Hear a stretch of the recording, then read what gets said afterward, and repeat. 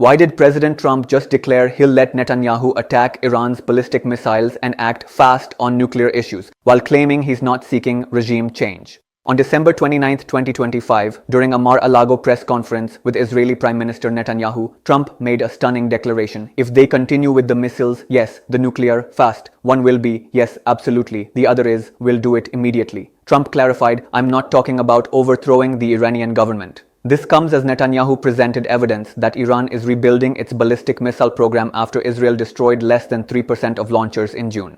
Trump's smoke means fire threats escalate tensions. When asked how close to war with Iran, Trump responded, I don't want to say, but Iran may be behaving badly. It hasn't been confirmed, but if it's confirmed, consequences will be more powerful than last time. Asked for evidence, Trump said, this is just what we're hearing. Usually, where there's smoke, there's fire. He added, I hear Iran wants to make a deal. That's the smarter path. They had the chance before, but refused. Now they regret it.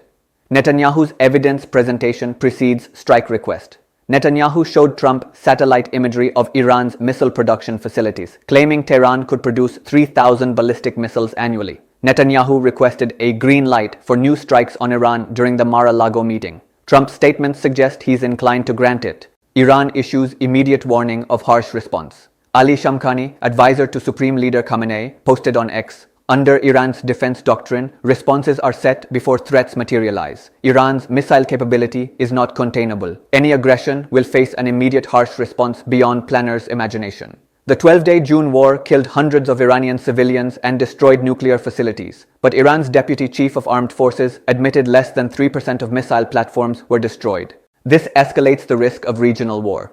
Trump's endorsement of Israeli strikes and his own readiness to act immediately on nuclear issues puts the U.S. and Iran on a collision course. Senator Lindsey Graham, an Iran hawk close to Trump, warned Iran is producing ballistic missiles in very high numbers. They could overwhelm the Iron Dome. With Saudi Arabia warning it will support Iran if Israel attacks, and Netanyahu's chief of staff phone hacked by Iranian group Hezbollah, the region faces multiple flashpoints. What do you think? Should Trump give Netanyahu the green light to attack Iran's missile program? Or is this just a path to endless war that will drag America into regional catastrophe? Drop your thoughts below.